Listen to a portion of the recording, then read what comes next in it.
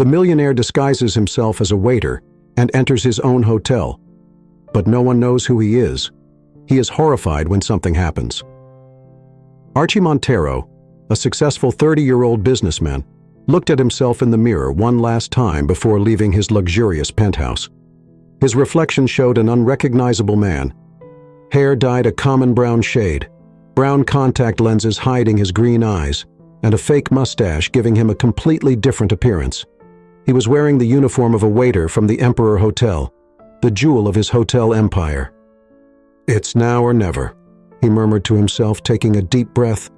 Archie had inherited the hotel chain from his father just 2 years ago, and since then he had been struggling to maintain the prestige and quality that had made the Montero brand famous. However, guest complaints had increased over the past year, and financial reports showed a worrying downward trend. Frustrated by his inability to identify the problem from his position as CEO, Archie had devised a bold plan. He would work incognito in his own hotel for a month, observing daily operations and the interaction between employees and guests firsthand. With his heart pounding, Archie left his apartment and headed to the Emperor Hotel. Upon arrival, he introduced himself in the personnel office as Archie Mendoza, the new waiter hired to cover the summer vacation period. The head of personnel, a middle-aged woman named Julia, greeted him with a tired smile. "Welcome, Archie. I hope you're ready to work hard. We're short-staffed, and the high season has just begun." Archie nodded, nervous but determined. "I'm here to do my best, ma'am." Julia handed him an access card and a schedule. "Your shift starts in 15 minutes. Head to the 4th floor and report to Simon, the housekeeping supervisor. He'll assign your tasks." As he rode the service elevator, Archie couldn't help but notice how different everything felt from this new perspective. The luxury he had always taken for granted now seemed out of reach, and the grandeur of the hotel that had once filled him with pride now intimidated him. Upon reaching the 4th floor, he found Simon, a burly man in his 40s, with a stern expression. "You must be the new guy," he grunted. "Take this cart and start with rooms 401 to 410. You have 30 minutes per room. If you finish early, help your colleagues. If you finish late, you stay until you're done. Got it?" Archie nodded, taking the heavy cleaning cart. As he walked away, he heard Simon mutter, "These newbies, they never last." The next few hours were a whirlwind of wrinkled sheets, wet towels, and cleaning products. Archie, accustomed to spending his days in a comfortable office, soon found himself sweating and panting. His hands, once soft, began to chafe from the chemicals. During his lunch break, Archie sat in the employee cafeteria, observing his colleagues with curiosity. Most ate in silence, with tired expressions on their faces. A young waitress sat across from him, offering a kind smile. "I'm Isla," she introduced herself. "First day?" Archie nodded, returning the smile. "It shows, doesn't it?" Isla laughed softly. "A little, don't worry, we all go through it. If you need help, you can ask me." As they talked, Archie realized how little he knew about the daily lives of his employees. Isla told him about the long hours, difficult guests, and the constant pressure to maintain the standards of a luxury hotel with limited resources. "The worst are the managers," Isla whispered, glancing around cautiously. "Especially Rowan. He treats us like we're disposable." Archie frowned.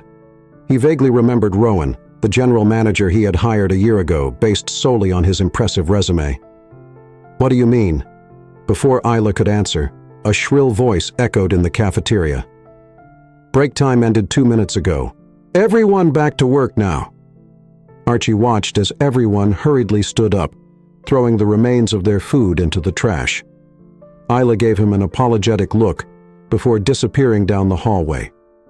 As he returned to his cleaning cart, Archie felt a mix of emotions: guilt for not paying more attention to his employees' working conditions, determination to improve the situation, and a growing curiosity to discover what else he didn't know about his own hotel. Little did Archie know that his adventure as a waiter was about to lead him down a path filled with challenges, revelations, and difficult decisions that would forever change the fate of the Emperor Hotel and everyone working in it. As the days passed, Archie became more immersed in his role as a waiter.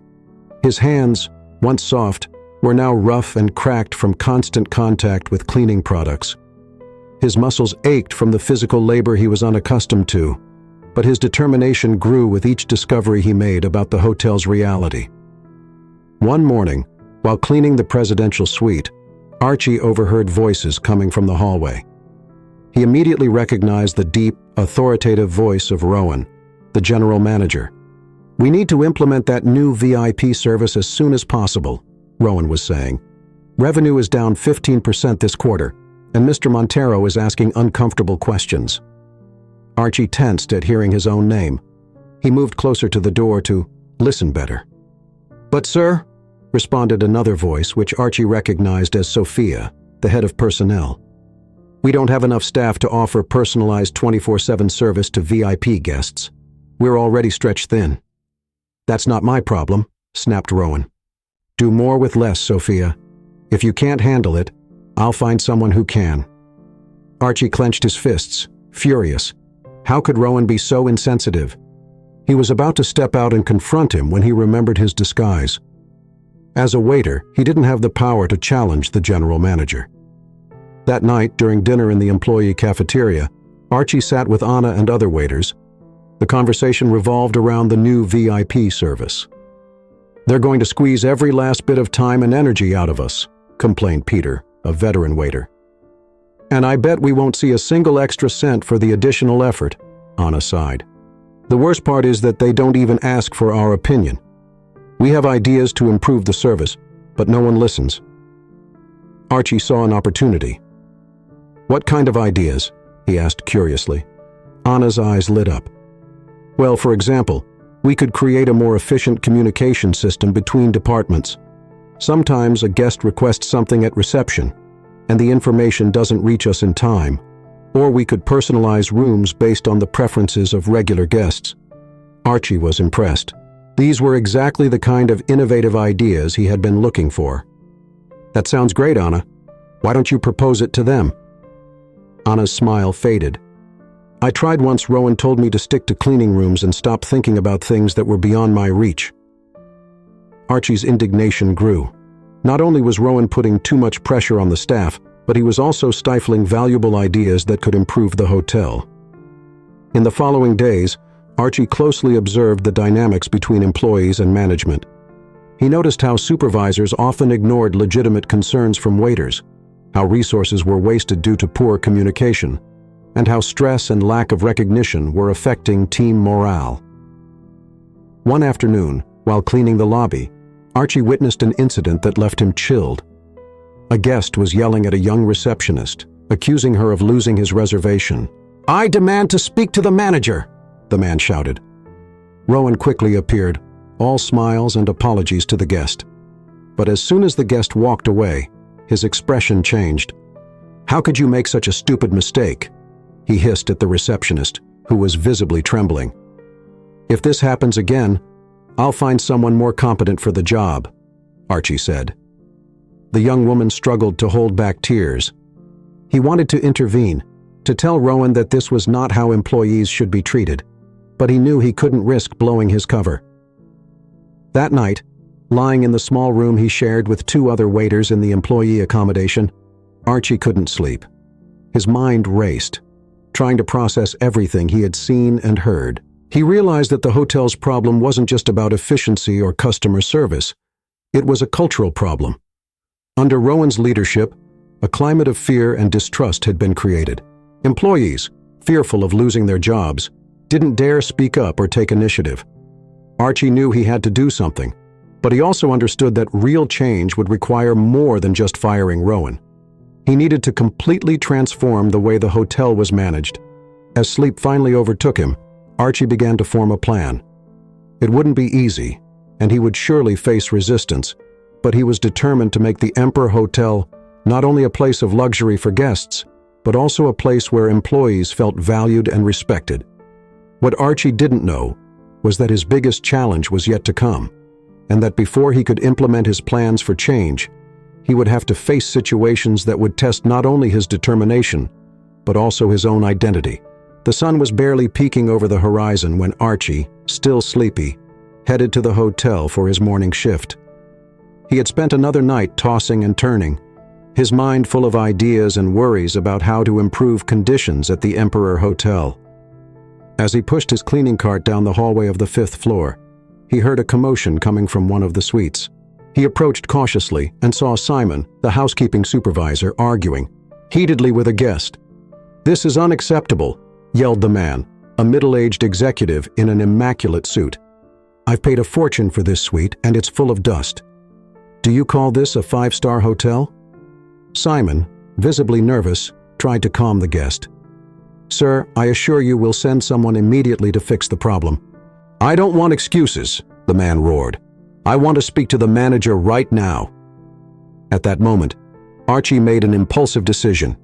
He stepped forward and said calmly, "Excuse me, sir.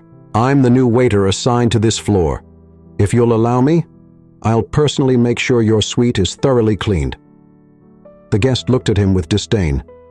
"And what makes you think you'll do a better job than the incompetent people who cleaned before?" Archie, maintaining his composure, replied, "Sir, I understand your frustration. I promise I'll take all the time necessary to ensure the suite is spotless. If you're not satisfied after my cleaning, you can speak directly with the manager." The man seemed to consider this for a moment. "Fine." He finally said, "You have an hour. If I'm not satisfied, I'll have the entire cleaning staff fired." Simon shot Archie a warning look before quickly walking away.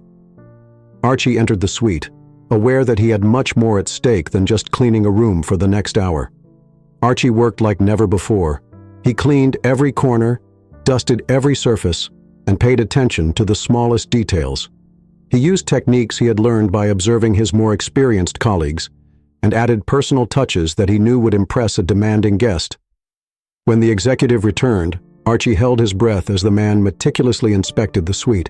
Finally, the guest turned to him with a look of surprise. "I must admit, I'm impressed," he said. "Not only is it spotless, but you've also organized my work papers very efficiently. How did you know how to do that?" Archie, remembering his role, responded humbly, "My father was an executive assistant, sir. He taught me a few tricks about organization." The guest nodded approvingly. "Well done. I'll make sure to commend your work to management." As soon as the man left the room, Archie allowed himself to breathe a sigh of relief. He had averted a crisis, but he knew this was just the beginning. Archie left the suite with a mix of relief and concern. He had avoided an immediate crisis, but he knew this was just the tip of the iceberg. The structural problems of the hotel remained, threatening to explode at any moment. As he pushed his cleaning cart toward the next room, he found himself face to face with Rowan, the general manager. The man looked at him with an unreadable expression. "You're the new guy, right?" Rowan asked in a tone that made Archie tense. "Up. The guest in 507 just called reception to commend your work.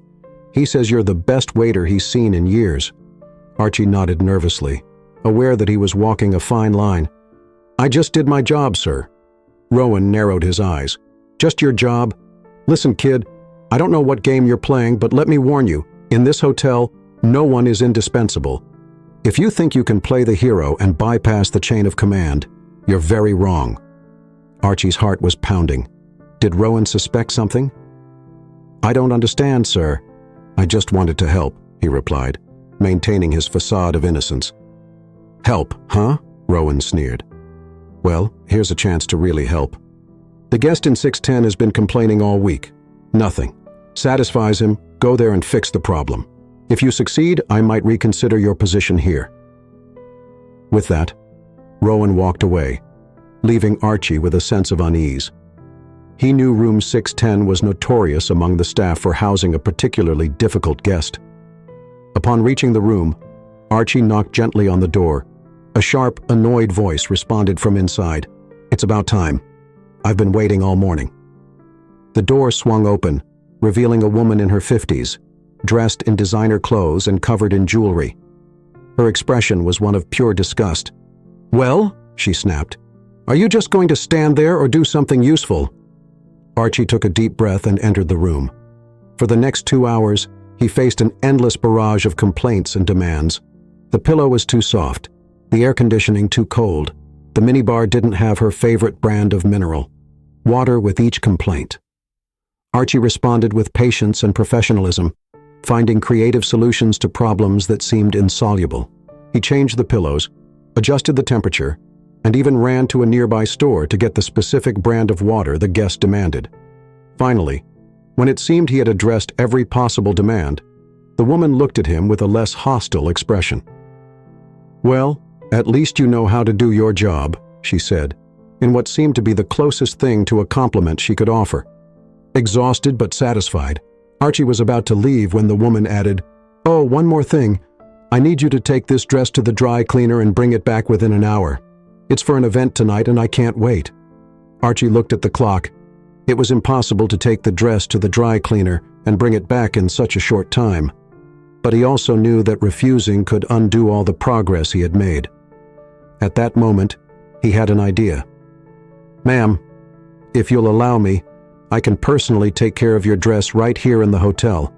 We have an express ironing service that could have it looking perfect in less than an hour." The woman looked at him skeptically. "If you ruin my dress, I'll make sure you get fired," she warned. "I understand the risk, ma'am." "Trust me," Archie replied with a confidence he didn't know he had. For the next hour, Archie worked frantically. He used all the skills he had acquired by observing the hotel staff and some tricks he remembered from his life as a businessman. He ironed, steamed, and added the finishing touches to the dress with a precision that surprised even himself. When he presented the dress to the guest, she examined it critically, after a moment that seemed eternal. A small smile appeared on her lips. "Impressive," she finally said. "I've never seen anyone in this hotel work like this. I'll definitely mention this in my review." Archie left the room feeling as if he had run a marathon. He had passed the test, but the emotional toll had been high for the first time. Since starting his undercover adventure, he wondered if he really had what it took to change things from within. As he walked down the hallway, he saw Rowan watching him from a distance. The manager's expression was a mix of surprise and something Archie couldn't identify. Suspicion, respect, or something more sinister. Archie knew he had caught Rowan's attention, for better or worse.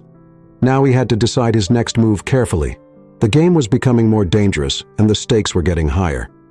The following days were a whirlwind of activity for Archie. His success with Ye, difficult guests had not gone unnoticed, and soon he found himself assigned to the most complicated tasks and the most demanding clients. On one hand, this gave him the opportunity to observe the hotel's operations more closely and identify weaknesses in the service. On the other hand, the increased responsibilities made it harder to maintain his cover. One afternoon, while cleaning the pool area, Archie noticed Anna, the friendly waitress he had met on his first day, arguing heatedly with Simon, the housekeeping supervisor. "You can't keep ignoring this," Anna exclaimed. "The pool maintenance equipment needs to be replaced. It's dangerous for guests and for us." Simon seemed exasperated. "Anna, we've talked about this. There's no budget for new equipment. You'll have to make do with what we have." "But Simon, it's a safety issue," Anna insisted. "Enough," Simon snapped. "If you can't do your job with the equipment we have, maybe we should find someone who can—" Anna walked away, visibly frustrated and on the verge of tears. Archie, unable to contain himself, followed her to a quiet corner behind the pool bar. "Anna, are you okay?" he asked gently. She started, as if she hadn't noticed his presence. "Oh, Archie, yes, No, the truth is, I'm not okay." She sighed deeply. "It's just that I love this job. I love taking care of the guests, but every day it gets harder to do it well with the resources we have." Archie nodded understandingly. "I get it. I've noticed a lot of things that could be improved since I got here." Anna looked at him curiously. "You know, for being new, you seem to understand a lot about how a hotel works." For a moment, Archie feared he had said too much. But then he saw an opportunity. "Well, I've worked in several hotels before, and I've always been interested in understanding how things work, not just doing my job." "That's great," Anna said, a spark of enthusiasm in her eyes. "I wish more people here thought that way. I have so many ideas to improve things, but no one wants to listen." "Tell me some of those ideas," Archie suggested, genuinely interested. For the next hour, while pretending to clean the pool area, Anna shared with Archie a series of innovative proposals, from a more efficient communication system between departments to cross-training programs so that employees could better understand each other's work. Archie was impressed Anna not only had brilliant ideas, but also a deep understanding of the hotel's operations and a true commitment to service excellence. "Anna, these ideas are amazing," Archie finally said. "Why haven't you proposed them formally?" Anna's smile faded. "I tried once. I prepared a presentation and everything. But Rowan told me to stick to my job and stop dreaming about things that were beyond my reach." Archie's indignation grew. Not only were they wasting Anna's talent, but they were crushing her spirit and initiative. "You shouldn't give up," Archie said firmly. "Your ideas could make a big difference in the hotel." Anna looked at him with a mix of hope and skepticism. "Do you think so? Sometimes I think I should look for a job elsewhere, where employees are valued more." "No," Archie said quickly, surprising even himself with the vehemence of his response. "This hotel needs people like you, Anna. People who care, who want to make things better." Anna looked at him intently for a moment, as if trying to solve a puzzle. "There's something different about you, Archie. You're not like the other new waiters I've met." Archie felt a pang of panic. Had he been too obvious? But before he could respond, Anna continued, "It's refreshing, you know, having someone who really listens, who understands. Most people here just want to do their job and go home." Archie relaxed a little. "Well, I believe we can all make a difference, no matter what our position is." Anna smiled, a genuine smile that lit up her face. "You know, maybe we need to be more creative in how we present our ideas. If management doesn't want to listen, maybe we can implement some small changes on our own." Archie raised an eyebrow, intrigued. "What do you have in mind?" "Well," Anna said, lowering her voice, "I've been thinking of a way to improve communication between housekeeping and maintenance. If we could better coordinate our schedules and tasks, we could be much more efficient."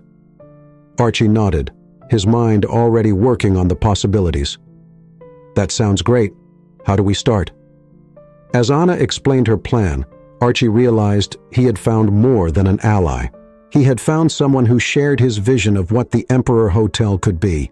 What Archie didn't know was that this unexpected alliance was about to put him on a collision course with Rowan and hotel management. The changes he and Anna were about to initiate, though small at first, would be the spark that ignited a transformation much larger than either of them could imagine. And as the sun set over the Emperor Hotel's pool, Archie felt for the first time since beginning his undercover mission a true hope that he could achieve the change he had come to seek. The following weeks were a whirlwind of activity for Archie and Anna. Working in secret, they began to implement small changes in their daily routines.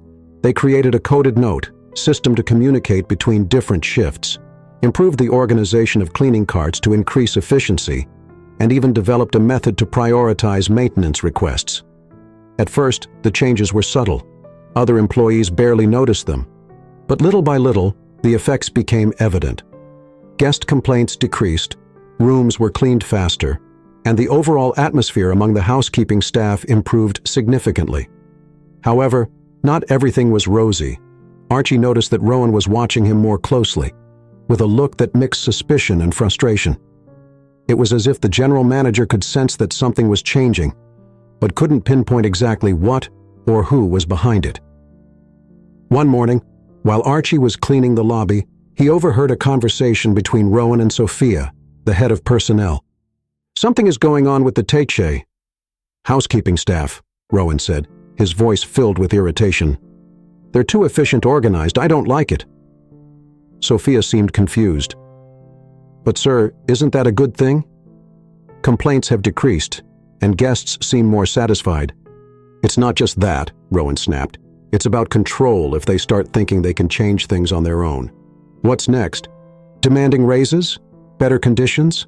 No, we need to put a stop to this." Archie felt a chill run down his spine. He knew they were walking on thin ice, but he hadn't expected such a negative reaction to the improvements. That afternoon, during his break, Archie shared what he had heard with Isla. The young waitress turned pale. "Do you think they suspect us?" she asked, her voice barely a whisper. Archie shook his head. "I don't think they know it's us specifically. But Rowan knows something is changing, and he doesn't like it."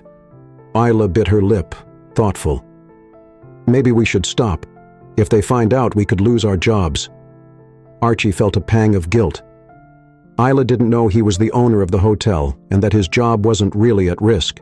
But for her and all the other employees, the threat was very real. "No," he said finally, with a determination that surprised even himself. "We can't stop now. What we're doing is making things better. For everyone. We have to keep going."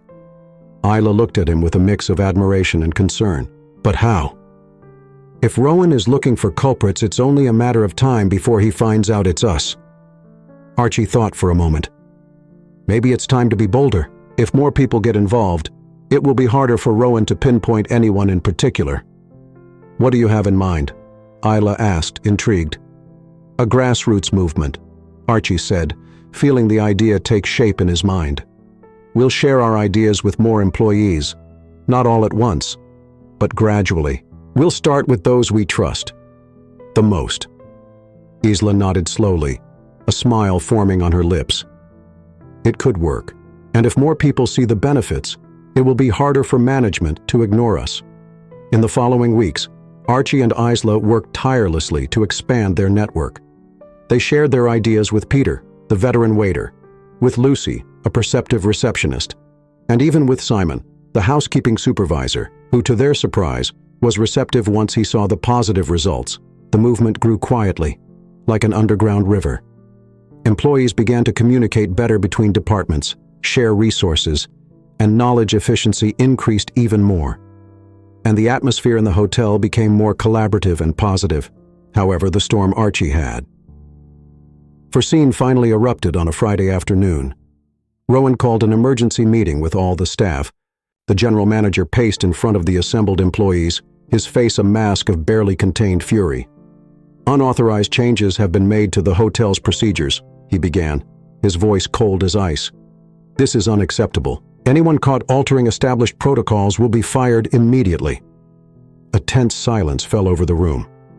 Archie could feel the fear emanating from his colleagues. He was about to speak to take responsibility when Isla stepped forward. "Mr. Rowan," she said, her voice trembling slightly but firm. "The changes we've made have improved our service. Guests are more satisfied and we can do our jobs more efficiently." Rowan turned to her, his eyes blazing dangerously. "Are you admitting that you're behind this, Isla?" Before Isla could respond, Peter, the veteran waiter, intervened. "It's not just Isla, sir. We've all contributed to these changes." "That's right," added Lucy from the reception desk. "And the results speak for themselves. Complaints have decreased by 30% since we implemented the new communication system." One by one, the employees began to speak up, defending the changes and explaining how they had improved their work and the service to guests. Rowan seemed stunned. Clearly, he hadn't expected such unified resistance. This is insubordination," he stammered. "You can't just decide to change things on your own." Archie knew it was time to intervene. He stepped forward, aware that what he was about to do could change everything. "Mr. Rowan," he said calmly, "these changes are not a threat. They're an opportunity. The staff has shown initiative and dedication to improving the hotel. Shouldn't we at least consider their ideas?" Rowan looked at him intently, a spark of recognition in his eyes. "You," he said slowly. "You're the new guy, the one who's been causing trouble since he arrived." Archie kept his composure, aware that all eyes were on him. "I haven't caused trouble, sir. I've just tried to do my job as best I can, just like everyone here." The tension in the room was palpable. For a moment it seemed like Rowan was going to explode. But then, unexpectedly, Julia, the head of personnel, intervened. "Mr. Rowan," she said firmly, "I think we should listen to what they have to say. The numbers don't lie. If these changes are improving our service, shouldn't we at least consider them?" Rowan looked around, realizing he was losing control of the situation. With a frustrated growl, he said, "Fine. You have a week to present. Me with a detailed report of all the changes you've made and their results." After that, I'll decide what stays and what goes. And if I find out anyone has been hiding information or acting behind my back, there will be consequences. Understood?" A murmur of assent ran through the room. As the employees began to disperse, Archie exchanged a look with Isla. They had won a small victory, but they knew the real battle was just beginning. What Archie didn't know was that this confrontation had planted a seed of suspicion in Rowan's mind. The general manager was determined to find out who this new waiter really was, who seemed to know too much and have too much influence. The storm brewing was bigger than Archie could imagine, and he would soon find himself in the eye of the hurricane, fighting not only for the hotel's future, but also to keep his true identity hidden. The days following the meeting were a frenzy of activity. Archie, Isla, and the rest of the team worked tirelessly to document all the changes they had implemented and their positive results. Sleepless nights, heated discussions, and a general sense of anxiety dominated the hotel's atmosphere. Meanwhile, Archie noticed that Rowan was watching him more and more closely. He felt the general manager's eyes following him through the hallways, scrutinizing his every move. The pressure was almost unbearable, and Archie knew it was only a matter of time before his cover was blown. One afternoon, while Archie was cleaning the hotel bar, he overheard a conversation that chilled him to the bone. "I'm telling you, Sophia, there's something off about that new waiter," Rowan said in a low but intense voice. "I've been investigating, and there's no record of him in any of the C hotels he claims to have worked at." Sophia seemed skeptical. "Are you sure, Rowan? Maybe he used a different name or—" "No," Rowan interrupted. "There's something more. The way he talks, how he understands the business. He's not just a waiter, and I'm going to find out who he really is." Archie felt panic grip him. His mind raced, trying to find a way out.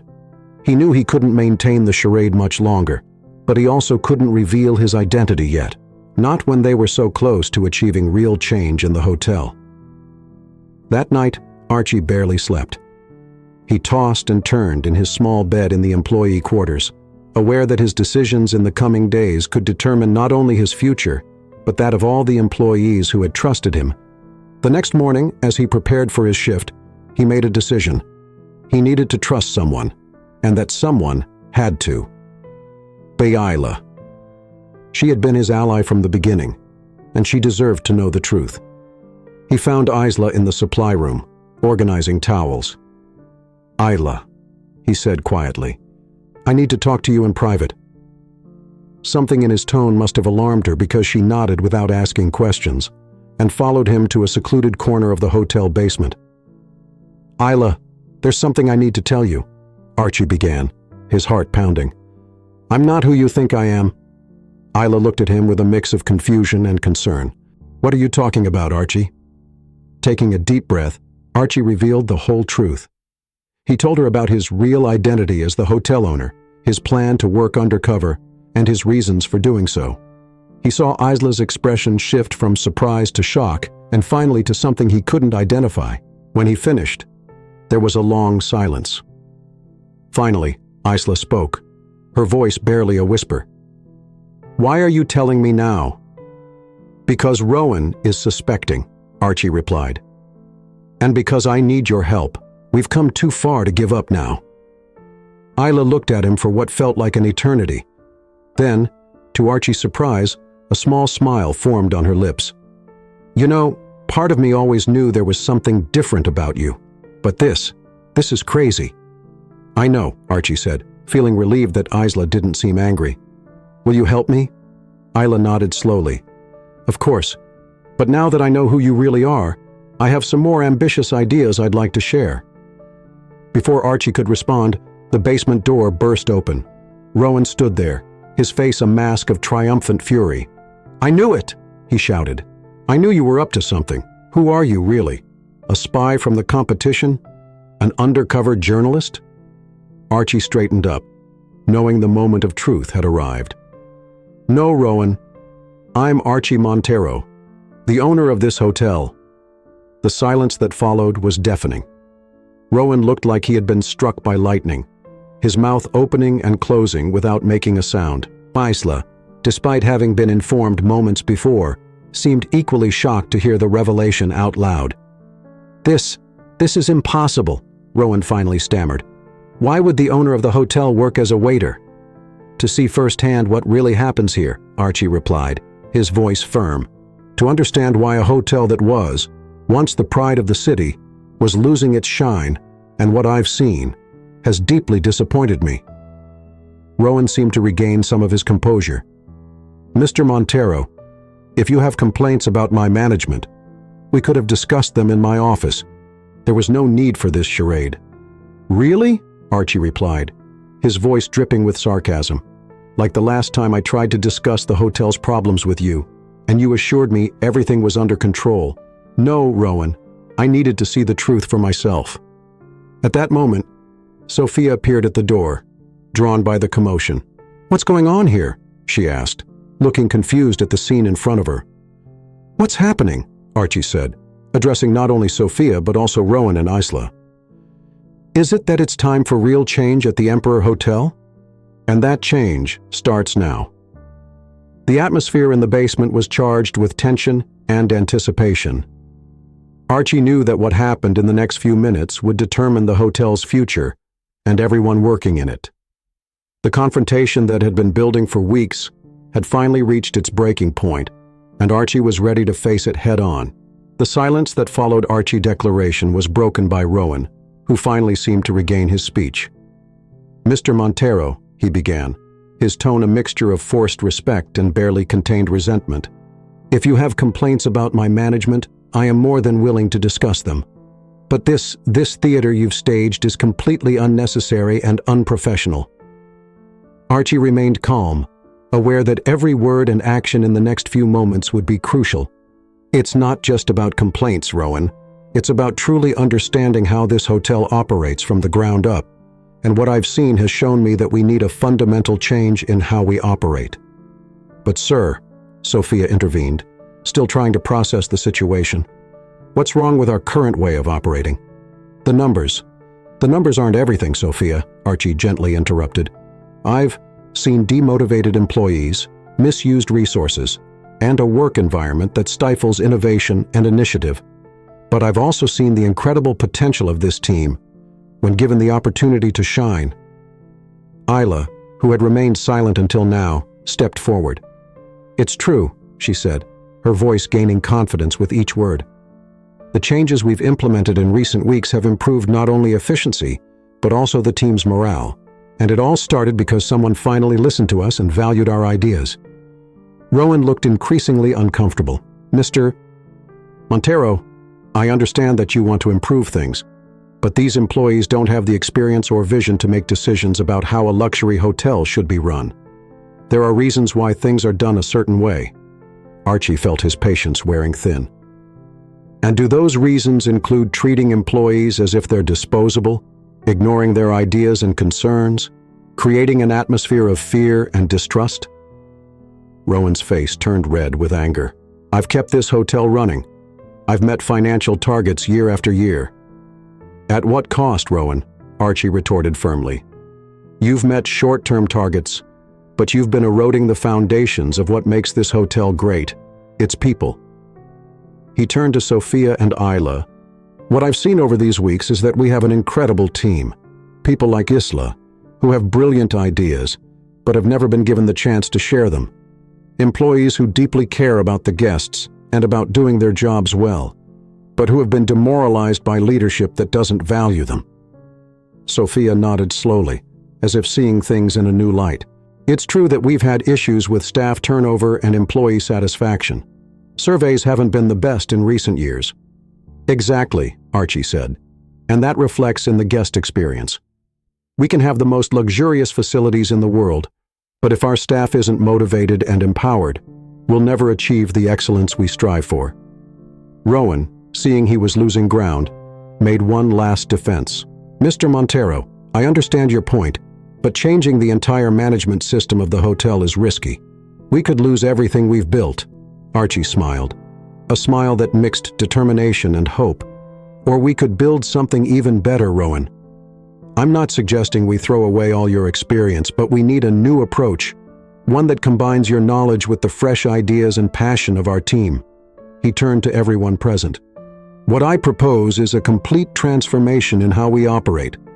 We're going to implement a participatory management system. Every department will have the opportunity to propose improvements and changes. We'll create multidisciplinary teams to address the hotel's challenges, and most importantly, we're going to invest in our staff, in their training and development. Isla couldn't contain her enthusiasm. That's amazing. I have so many ideas about how we could improve the guest experience with just a few adjustments to our procedures. Sophia, though still somewhat skeptical, nodded slowly. It could work. In fact, it could solve many of the communication issues we've had between departments. Rowan, seeing he was becoming isolated, finally relented. I suppose we could give it a try, but how would we implement something like this? Archie smiled, feeling they were finally moving in the right direction. We'll start with a series of meetings with all the staff. I want to hear everyone's ideas, from the waiters to the managers. Then we'll form working groups to develop and implement the best proposals. He turned to Rowan. And I'll need your help, Rowan. Your experience will be crucial to ensure these changes are implemented effectively and without compromising the quality of our service. Rowan seemed surprised for a moment, but then nodded determinedly. Understood, Mr. Montero. If this is the path you've chosen for the hotel, I'll do everything I can to make it a success. Excellent, Archie said. Now, we have a lot of work ahead of us, Sophia. Please organize a general meeting for tomorrow morning. It's time for all the staff to know about the changes coming. As Sophia and Rowan left to begin preparations, Archie stayed behind with Anna. Thank you, he said simply. Anna looked at him curiously. For what? For believing in me, even when you discovered who I really was. For not giving up on your ideas despite the obstacles. You're the kind of person who makes this hotel great, Anna. Anna smiled, her eyes shining with excitement and determination. Thanks to you for giving us this opportunity. We won't let you down. As they left the basement, Archie felt a mix of anticipation and nervousness. He knew the road ahead wouldn't be easy. There would be resistance, challenges, and moments of doubt. But looking at Anna, seeing the hope and enthusiasm in her face, he knew he had made the right decision. The Emperor Hotel was about to embark on its most ambitious transformation to date, and Archie was determined to ensure it was a success, not just for the business, but for every person who called the hotel their workplace. The following months were a whirlwind of activity at the Emperor Hotel. The general meeting Archie had convened marked the beginning of a new era for the establishment. At first, there was skepticism and resistance from some employees and middle managers who feared change. However, as the new ideas began to be implemented and positive results became evident, even the most reluctant began to embrace the transformation. Archie, now operating openly as the owner of the hotel, made sure to stay involved at all levels of the operation.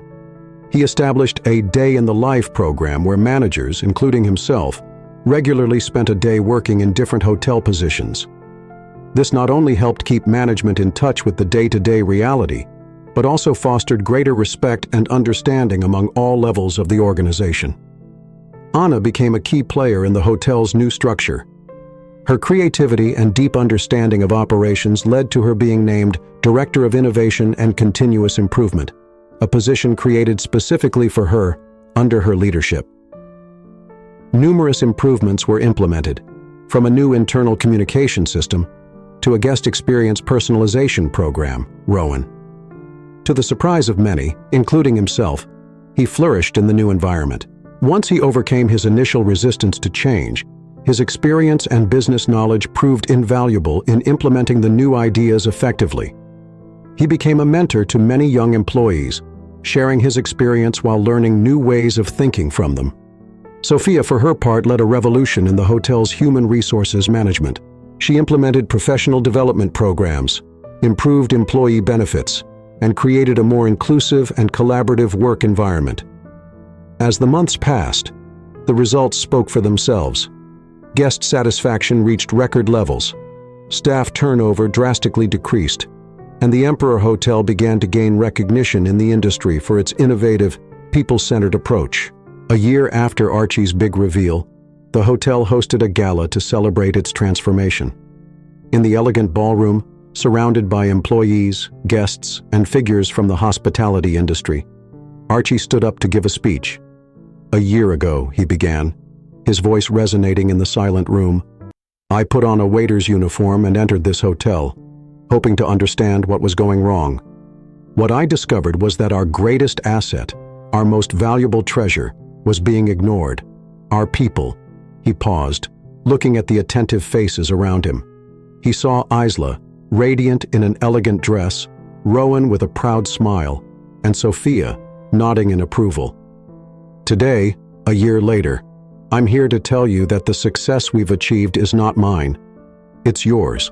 Every waiter who suggested an improvement in room cleaning, every receptionist who proposed a more efficient way to handle check-ins, every chef who innovated in our menu, this success belongs to all of you." The applause erupted in the room, and Archie waited for it to calm down before continuing. "But our journey doesn't end here. This is just the beginning. The Emperor Hotel has always been known for its luxury, but now we will be known for something more, for being a place where every employee is valued, where every idea is heard, and where excellence is not just a goal, but a way of life." He raised his glass. "To the future of the Emperor Hotel. To you, the heart and soul of this place. And to all the guests who honor us with their presence, allowing us to do what we love every day." The toast was met with a standing ovation. As Archie stepped down from the stage, he was immediately surrounded by employees and guests who wanted to congratulate him and share their own stories of how the change had impacted their lives. Amid the bustle, Archie found himself face to face with Isla. She looked at him with a mix of admiration and affection. "You know," she said with a smile, "when I found out who you really were, I never imagined we would get this far." Archie laughed softly. "Neither did I. But you taught me something important, Isla. You taught me to see the potential in every person, in every idea. You were the spark that ignited all of this." Isla blushed slightly. "Well, you were the one who had the courage to make the change, to risk everything for a vision." "And it was worth every minute," Archie replied, looking around the room full of happy, proud faces. As the party continued around him, Archie allowed himself a moment of reflection. The journey hadn't been easy. There were moments of doubt, challenges that seemed insurmountable, and days when he wondered if he had made the right decision. But looking around, seeing the joy and pride on his employees' faces, the satisfaction in the eyes of the guests, he knew without a doubt that he had done the right thing. The Emperor Hotel wasn't just a business. It was a community, a family, and together they had created something truly special. As the night wore on, Archie mingled with the guests, listening to stories, sharing laughs, and making plans for the future. And in every conversation, in every handshake and hug, he felt the confirmation of a fundamental truth. True luxury wasn't in high-thread count sheets or crystal chandeliers. It was in the passion and dedication of the people who brought the hotel to life every day. The Emperor Hotel had been reborn, stronger and brighter than ever. And as Archie looked to the future, he knew the best was yet to come.